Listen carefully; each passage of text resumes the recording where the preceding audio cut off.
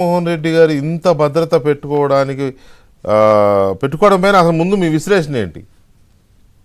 మీరు 3600 కిలోమీటర్లు పాదయాత్ర చేసిన వ్యక్తి హఠాత్తుగా అధికారంలోకి రావడానికి కొద్ది నెలల ముందు జరిగిన తన బాబాయ్ హత్య తర్వాతే ఆయన అభద్రతా భావం పెరిగిపోయింది అనిపిస్తుంది. ఎందుకంటే 2009లో ఆయన పోటీ చేసి గెలిచినప్పుడు కానీ, తర్వాత ఆయన అపోజిషన్ లీడర్ ఉన్నప్పుడు కానీ ఇదే థ్రెట్ ఉండుంటే అప్పుడు ఇంకా సెక్యూరిటీ అడుగుండేవాడు, చంద్రబాబు ప్రభుత్వాన్ని ఇబ్బంది పెట్టుండేవాడు. కానీ ఆయన ముఖ్యమంత్రి అవ్వడానికి జస్ట్ కొద్ది నెలల ముందు జరిగిన వివేకానంద రెడ్డి హత్య తర్వాతే సెక్యూరిటీ కవర్ అనేది ముఖ్యమంత్రి హోదాలో ఆయనకి మామూలుగా పెరిగితే ఆ కేసు విచారణ హైకోర్టు నుంచి సిబిఐ నుంచి చివరికి అది ఎత్తుపోయి సుప్రీంకోర్టు వరకు పోతే దానివల్ల ఆ థ్రెట్ ఎలా పెరుగుతూ వచ్చిందన్నది మీకు ఒకటే నిదర్శనం. ఎందుకంటే ఆంధ్రప్రదేశ్లో నాకు తెలిసి ఆంధ్రప్రదేశ్లో హైయెస్ట్ సెక్యూరిటీ థ్రెట్ ఉన్న వాళ్ళలో జలగం వెంకటరావు గారు ఉండేవారు. ఆయన ఖమ్మం జిల్లా ఇల్లందులో ఎన్కౌంటర్ జరిగినప్పుడు ఆయన అడవుల్లోకి వెళ్ళిపోయాడు. అడవులోకి వెళ్తే అప్పుడు సెక్యూరిటీ ఆఫీసర్లు, అప్పుడు డీజీపీ కూడా ఆయన్ని వెళ్ళొద్దంటే కూడా ఆయన ఒక్కడే వెళ్ళిపోయాడు. అంటే మనిషి ధైర్యానికి అది నిదర్శనం.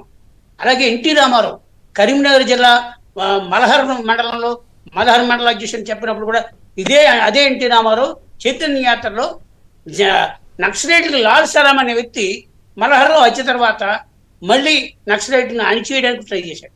అలిపిరి సంఘటన తర్వాత చంద్రబాబు నాయుడుని ఆల్మోస్ట్ క్లైమోర్ మైన్స్ పెట్టి లేపేస్తే కూడా ఆయన అదే సెక్యూరిటీతో ఉన్నాడు. కానీ Z+ కేటగిరీ ఇచ్చారు తప్ప ఆయనకేమీ 400 మంది 40,000 మంది లేరు. ఇవాళకి ఉన్న సెక్యూరిటీ కూడా 32. భారతదేశంతో నాకు బాగా ఉన్న అవగాహన మేరకు 1985లో 84లో ఇందిరాగాంధీ హత్య తర్వాత స్పెషల్ ప్రొటెక్షన్ గ్రూప్ SPG 88లో స్టార్ట్ అయింది. ఆ 85 నుంచి ఇవాళ వరకు హైయెస్ట్ కవర్ ఉన్నది ప్రైమ్ మినిస్టర్ ఒకటే. 3,000 మంది ఉంటారు. ఇవాళ ప్రైమ్ మినిస్టర్ సమానంగా సెక్యూరిటీ ఉన్న ఇంకొక వ్యవస్థ లేదు ఇక్కడ. కానీ ఆంధ్రప్రదేశ్లో జగన్మోహన్ రెడ్డి తనకి తెలియకుంటే NSGకో స్పెషల్ ప్రొటెక్షన్ గ్రూప్కో ఆల్టర్నేటివ్గా SSG అని ఒకటి తయారు చేసి దానికి విస్తృతమైన అధికారాలు కల్పించుకుని ఈ చట్టాన్ని అతనికి రక్షణ కల్పించడానికి ఎవరైతే ప్రేరేపించారో ఆ అధికారులు అందరినీ మీద కూడా చర్య తీసుకోవాలి. ఎందుకంటే థ్రెట్ పెర్సెప్షన్ ఎవరికైనా ఒకటే, మనిషి ప్రాణానికి అది ఎవరు తీసినా ఎవరు తీస్తారన్న భయం ఉన్నా ఖచ్చితంగా ఇవ్వాలి. మీరు ముంబై డాన్ తర్వాత ముంబైలో సినిమా యాక్టర్లకు కూడా Y+ కేటగిరీ ఇచ్చిన సందర్భాలు ఉన్నాయి. యోగి ఆదిత్యనాథ్ Z+ కేటగిరీ ఉన్నాయి. మన ఆంధ్రప్రదేశ్లో కూడా ఇది పోలీసులు చిత్రహింస పెట్టిన రఘురామకృష్ణరాజు కూడా ఆయన వై సెక్యూరిటీ తెచ్చుకోగలిగాడు. అదే చిత్తూరులో ఉన్న రామచంద్ర యాదవ్ తెచ్చుకోగలిగాడు. ఎందుకు? They proved that life is threat. అంటే సర్కార్తో ప్రభుత్వంలో ఉన్న వ్యక్తుల వల్లే మాకు ప్రమాదం ఉందని ఓపెన్ గా చెప్పారు వాళ్ళు. అందుకే వాళ్ళకి సెక్యూరిటీ గార్డు ఇచ్చారు. కానీ జగన్మోహన్ రెడ్డి ఇంతవరకు తనకి థ్రెట్ ఉందని ఏనాడు అధికారికంగా ప్రకటించలేదు.